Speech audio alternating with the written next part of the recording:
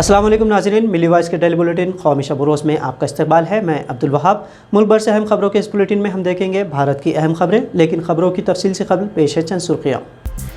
Kashmir CID chief का हुक्मनामा, पत्थरबाजों और मुलजिमों को न दिए जाए पासपोर्ट और सरकारी मुलाजिमत से मुताल्लिक़ वेरिफिकेशन सर्टिफिकेट्स। 3 सालों में पुलिस हिरासत में हुई 348 अफराद की अमवात, लोकसभा में हुकूमत का कबूलनामा। इलाहाबाद हाईकोर्ट ने खींचे योगी हुकूमत के कान, डॉक्टर कफील को मुलाजिमत से क्यों मुअत्तल किया गया, पूछा। कोरोना की दूसरी लहर में सिर्फ जुलाई में 32 लाख अफराद ने गंवाई मुलाजिमत, सीएमआई की रिपोर्ट से हुकूमत परेशान। और नज़्म-ओ-नस्क़ को नुकसान पहुंचाने के इम्कान से किसी को हिरासत में रखना है गैर कानूनी, सुप्रीम कोर्ट ने हाई कोर्ट का फैसला को पलटा। कश्मीर में सीआईडी की जानिब से जारी किए गए एक हुक्मनामे पर शदीद तशवीश का इजहार किया जा रहा है। सीआईडी महकमे की जानिब से जारी करदा हुक्मनामे में कहा गया है कि पासपोर्ट और सरकारी मुलाजिमत के लिए वेरिफिकेशन के दौरान किसी शख्स के कानून शिकनी, पत्थरबाजी या रियासती हिफाजती फ़ोर्स के खिलाफ मुजरिमाना सरगर्मियों में मुलविस पाए जाने पर खुसूसी जाँच की जाए। यह हुक्मनामा सिर्फ कश्मीर तक महदूद है।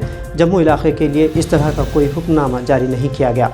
कश्मीर में सीआईडी के स्पेशल ब्रांच के senior police superintendent Amod Ashok Nagpure ने हफ्ते को जारी करदा हुक्मनामे में अपने मातहत सभी यूनिट्स को ये यकीनी बनाने के लिए कहा है कि पासपोर्ट और सरकारी नौकरी के अलावा सरकारी स्कीमों के वेरिफिकेशन के दौरान अर्ज़गुज़ार पत्थरबाजी या कानून शिकनी में मुलविस तो नहीं। हुक्मनामे में ये कहा गया कि ऐसे मामलों की वेरिफिकेशन मकामी पुलिस थाने के रिकॉर्ड से किया जाना चाहिए, जिसमें डिजिटल सबूत हो, जैसे CCTV फुटेजेस, फोटोग्राफ्स, वीडियो और ऑडियो क्लिप मौजूद हो। और अगर किसी शख्स के खिलाफ सबूत मौजूद हो तो उसके खिलाफ सर्टिफिकेट जारी करने से इनकार कर देना चाहिए। गुज़िश्ता 3 सालों में मुल्क में पुलिस हिरासत में 348 लोगों की मौतें हुई हैं और इन्हीं 3 सालों में 1189 लोगों को हिरासत की अज़ियतें झेलनी पड़ी।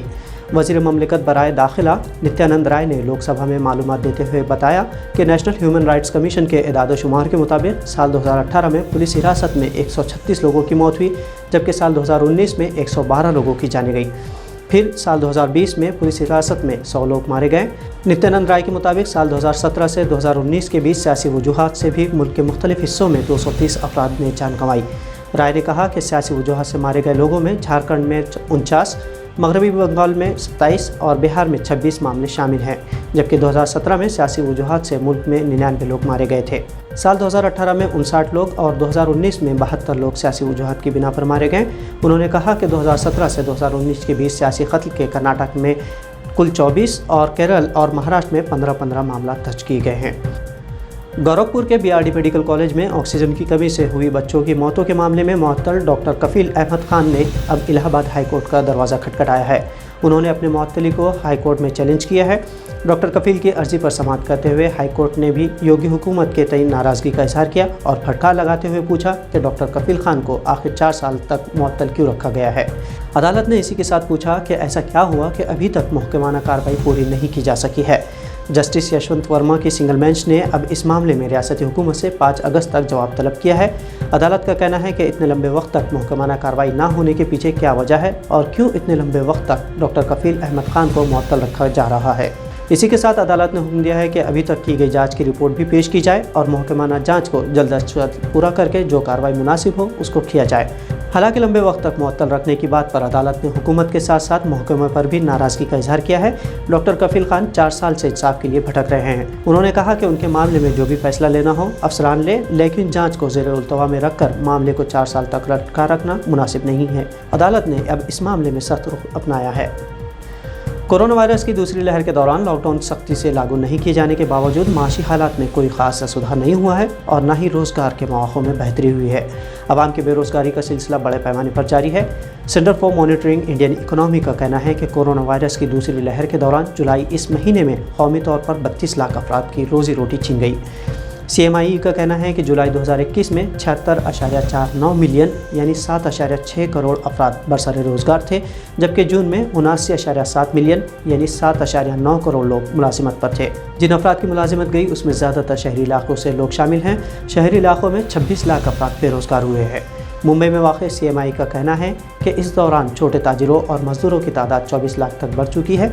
ادارے کا کہنا ہے کہ حالانکہ بھارت کی معاشی حالت میں سدھار ہو رہا ہے لیکن اس کی رفتار دھیمی ہے۔ پہلی بار لاک ڈاؤن لگنے میں صرف اپریل 2020 ہی میں 12 کروڑ افراد بے روزگار ہوئے تھے، جس میں 6 کروڑ لوگ 40 سال سے کم عمر کے تھے۔ یعنی یہ لوگ وہ تھے جن کے کندھوں پر نہ صرف اپنے پریوار کی ذمہ داریاں تھیں بلکہ وہ کسی نہ کسی طرح قرض میں بھی دبے ہوئے تھے۔ CMI نے بتایا کہ اس سال صرف مئی کے مہینے میں 1.5 کروڑ لوگ بے روزگار ہوئے ہیں۔ اب جبکہ کورونا کی تیسری لہر کے اندیشے جتائے جا رہے ہیں، تب کتنے اور افراد کا روزگار خطرے میں ہوگا اور جن کی نوکریاں چلی گئی انہیں کب اور کس طرح واپس ملازمت ملے گی، یہ کہنا مشکل ہے۔ سپریم کورٹ کے ایک بینچ نے ایک اہم معاملے میں تلنگانہ ہائی کورٹ کے فیصلے کو پلٹ دیا ہے۔ اس میں کہا گیا ہے کہ ملزم کو صرف اس وجہ سے حراست میں نہیں رکھا جا سکتا کہ ملزم کی سرگرمیوں سے عوامی نظم و نسق کو نقصان پہنچنے کا امکان ہو۔ لائیو لا ویب سائٹ کے مطابق جسٹس RF نریمن اور جسٹس رشیکیش رائے کی بینچ نے کہا کہ دھوکہ دہی یا مجرمانہ سرگرمی قانون اور انتظامیہ کو متاثر کر سکتے ہیں، لیکن اس کی بنیاد پر یہ نہیں کہا جا سکتا کہ اس شخص نے عوامی نظم و نسق کو متاثر کیا ہے۔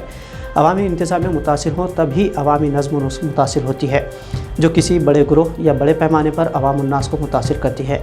دراصل سپریم کورٹ میں باقا روی کانت نامی شخص کی بیوی نے مقدمہ دائر کیا تھا، جس میں ستمبر 2020 میں سائبر آباد پولیس کمشنر کے حکم پر تلنگانہ انسداد جرائم قوانین کے تحت روی کانت کو حراست میں لیا گیا تھا۔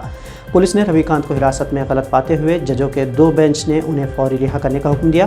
سپریم کورٹ نے کہا کہ قانون انتظامیہ، عوامی انتظامیہ اور ملک کے حفاظت کا مطلب الگ الگ ہوتا ہے، اس لیے قانون یا انتظامیہ کے ممکنہ خلاف ورزی کی بنیاد پر نظر بندی قانون کا استعمال کر کے کسی بھی شہری کو گرفتار نہیں کیا جا سکتا۔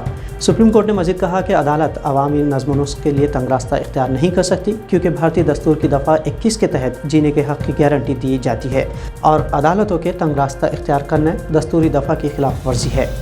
تو ناظرین، یہ تھی ملی وائس کی بھارت سے اہم قومی خبریں۔ دنیا اسلام سے مصدقہ عالمی خبروں کے لیے ہمارے عالمی شب و روز بلیٹن کو دیکھنا نہ بھولیں۔ ساتھ ہی سبسکرائب اور فالو کریں تاکہ صحیح خبروں کے ساتھ ساتھ آپ کو حقیقی پس منظر سے بھی آگاہی ہو۔ اب عبدالوہاب کو اجازت دیجیے۔ اللہ حافظ۔